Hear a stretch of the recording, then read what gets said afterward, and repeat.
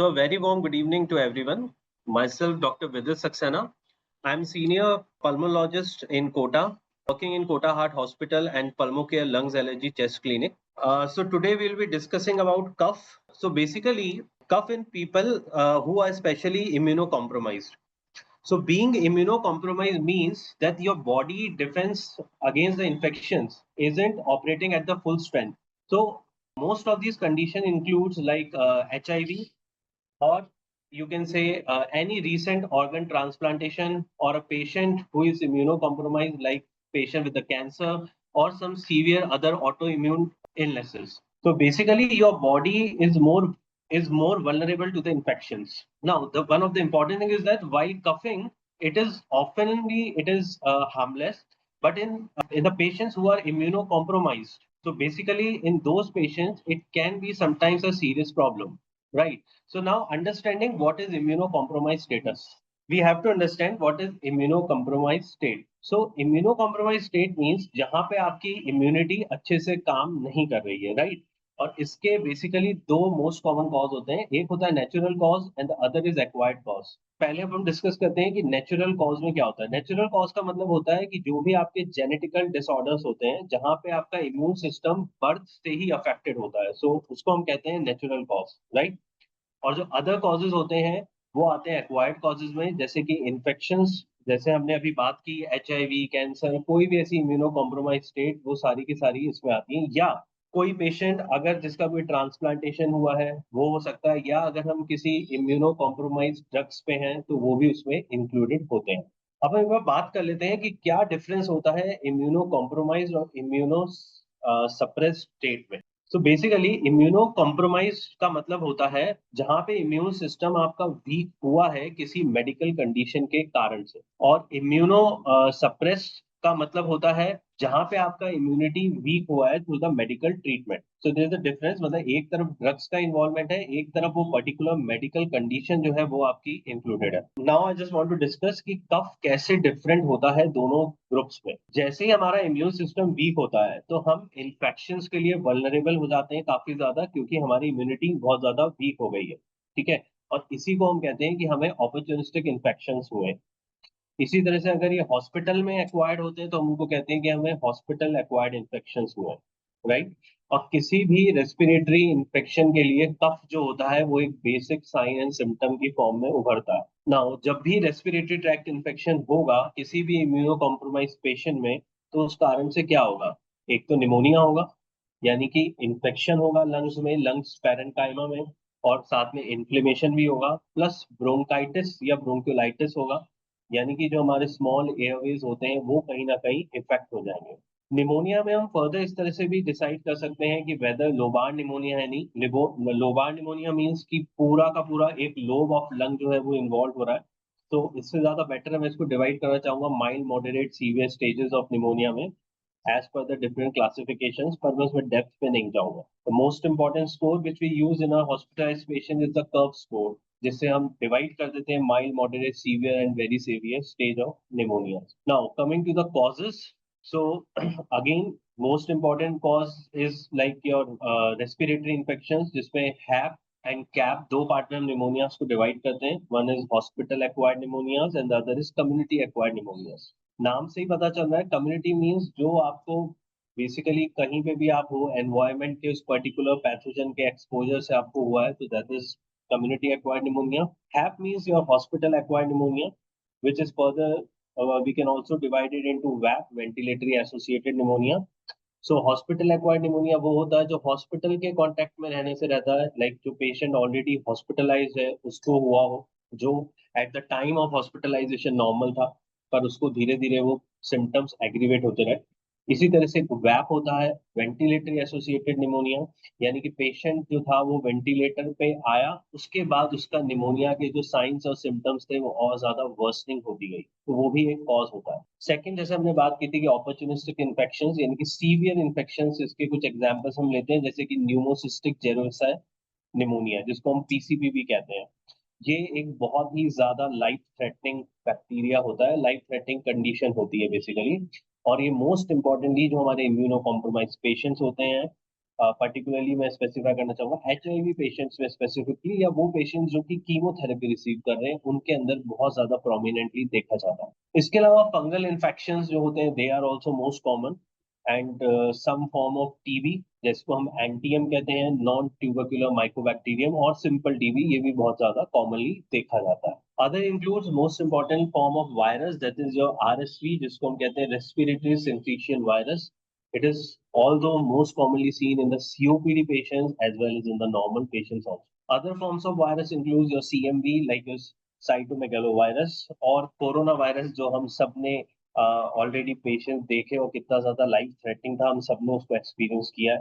Then measles और your adenovirus, and most importantly your influenza virus. इसी को हम थोड़ा सा और डिटेल में ले लेते हैं कि कुछ नॉन इन्फेक्शियस कॉजेज भी होते हैं जो कि कफ के साथ एसोसिएटेड होते हैं, जिसमें मोस्ट कॉमनली मैं लेना चाहूंगा एलर्जी फॉर्म ऑफ कफ, जिसको हम वूफिंग कफ भी कहते हैं, राइट. उसमें पेशेंट बहुत ज्यादा एक्सट्रीमली बार्किंग कफ वाला सिम्टम प्रेजेंट करता है.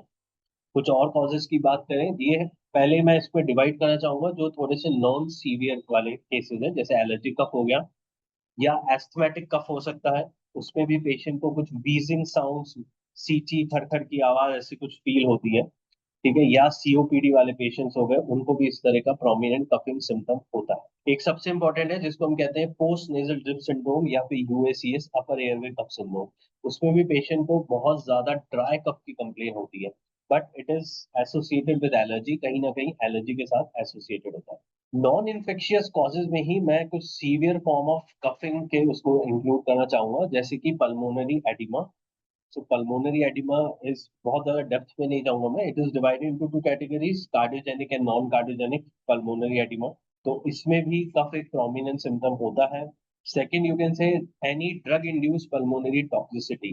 तो they are few drugs, yes, जो कि हमारे पल्मोनरी टॉक्सिसिटी को कॉज करते हैं. जैसे कि मैं पहले ही बोला, इम्यूनो सप्रेसिव ड्रग्स जो होते हैं वो हो सकते हैं जो कि हमारे लंग इंजरीज कॉज करते हैं, या कुछ कीमोथेरेपेटिक मेडिसिन होती हैं जो हमारे लंग्स को वीक करती है.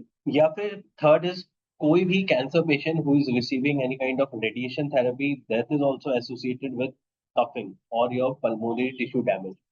Next is your pulmonary haemorrhages होते हैं, या फिर कोई पर्टिकुलर मैलिग्नेंसी और any kind of tumours, those are also being associated with cough. See, cough being the most prominent sign and symptom, but despite of that, there are few other signs and symptoms which are also associated, like in our respiratory tract system, which includes like shortness of breath, which is also called as dyspnea. So we can divide it into the four grades of MMRC grading, but again, I'm not taking it into the depth. Next, you can say like fever. Yes, fever is also important prominent symptom for any kind of infection, whether it's bacterial or viral. Then fatigueness, weakness, and especially your pleuritic chest pain, especially if the patient is having any kind of pneumonia develop हुआ है, तो बहुत ही ज्यादा typical pleuritic chest pain की complain करता है आपका patient. Now important चीज, कफ जो होता है वो दो पार्ट में डिवाइड भी होता है फर्दर, ठीक है, जैसे कि ड्राई कफ और कफ विद एक्सपेक्टोरेशन. तो अगेन बहुत इंपॉर्टेंट होता है कि जब हम एक्सपेक्टोरेशन की बात करें, so we should ask what is the frequency, intensity and what is the colour of the expectoration, so that we can like हम उसको ग्रेड कर सकें कि कितना इन्फेक्टिव है वो. बिकॉज कई बार पेशेंट को ग्रीन कलर का कफ आता है तो इट इज हाईली सजेस्टिव कि वो बैक्टीरियल इन्फेक्शन के साथ एसोसिएटेड है. फाउल स्मेलिंग होता है, कई बार कफ में ब्लड आता है, तो most importantly it is associated with Klebsiella pneumonia. तो कुछ बेसिक पॉइंट्स हैं जो हमको हमेशा इन पे ध्यान देना चाहिए. Next would like to cover that when we have to seek medical help, आखिरकार हमको मेडिकल उसके लिए फिर कब आगे स्टेप लेना चाहिए. बेसिकली अगर ये सारे सिम्टम्स हैं, आपको कफिंग भी है और वो वर्सनिंग हो रही है despite of taking your basic medicine, then you should consult your respiratory physician most importantly, because आजकल स्पेशलिटी का जमाना है, तो आपको पल्मोनोलॉजिस्ट के पास जरूर जाना चाहिए. And don't wait for your symptoms कि वो और ज्यादा वर्स हो. Get your diagnosis done. So next would like to cover about the diagnosis. So yes, अगर किसी को कफिंग है, वो इम्प्रूव नहीं हो रही है, वर्सनिंग हो रही है with the other associated symptoms, then basic important investigation is a X-ray. The chest X-ray should be done to rule out any kind of infective or other pathologies which are associated with your lung parenchyma. plus your basic blood routine tests like infective markers, inflammatory markers, CBC, ESR, CRP, and even nowadays serum PCT plays a very important role. That is a serum procalcitonin. It's an important marker which used to differentiate between bacterial and viral infections. As well as it also shows that what is the level of inflammation in your body, like sepsis है तो कितना inflammation अभी चल रहा है. Next, if there is some kind of patch which is visible in your X-ray, then always we should send the sputum for AFB smear, sputum for pyogenic cultures. कब की कुछ particular test होते हैं वो हमेशा जाने चाहिए क्योंकि आजकल वैसे भी ड्रग रेजिस्टेंस का बहुत ज्यादा हमको प्रोमिनेंटली मिलता है. लोग छोटी छोटी बीमारियों में एंटीबायोटिक्स लेना स्टार्ट करते हैं. So as a pulmonologist I always use to send cultures because उससे हमें पर्टिकुलर टारगेटेड ऑर्गेनिज्म पकड़ में आता है and we get a list of antibiotics so that we can start with the basic antibiotics not to go on the higher side in the initial stage. कई बार लोगों को ये होता है कि हम सीटी स्कैन कराएं या नहीं कराएं. So CT scan should not be done on the regular basis. It should be done if there is no improvement in the symptoms. और रेडियोलॉजिकली एक्सरे में आपने 3 या 5 दिन बाद एक्सरे रिपीट कराया और उसमें इम्प्रूवमेंट नहीं है, then only you should go for CT scan. CT scan first stage में ऐसे नहीं होना. Coming to the management. So management में मैंने जैसे कि पहले भी बोला कि I don't prefer using higher और simple antibiotics on the initial days because अगर कफ इन्फेक्शन के साथ एसोसिएटेड नहीं है, बैक्टीरियल इन्फेक्शन के साथ, then antibiotic should not be use. If the diagnosis is made as asthma, then proper inhalation therapy with the antihistaminics or mucolytics should be given. If the patient has been diagnosed with the PND, post-nasal drip syndrome, or the USCS, then intranasal steroids, as per the area guidelines, should be given along with antihistaminics should be given.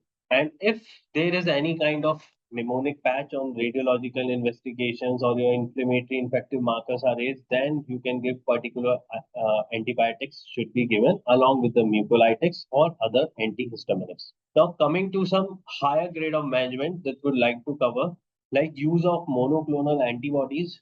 So yes, if initially your asthma or allergies are being not controlled on the basic line of treatment, then you can go with the monoclonal antibodies because they are quite costly. Not everyone can afford with this treatment and efficacy is nearly about 80 to 85%. तो कई बार patient को ये लगता है कि हमने इतना costly treatment भी लिया but still are symptoms are not getting control. कहीं ना कहीं एक रिफ्रैक्टरी फॉर्म ऑफ एलर्जी हमें डेवलप हो रही है. Second, let's talk about plasma therapy. So plasma collected from someone who has recovered from that infection, which contains the important antibodies. उसी patient के blood में antibodies होती हैं जो help करती हैं in recovery of the infection. Next is your intravenous immunoglobulins (IVIGs).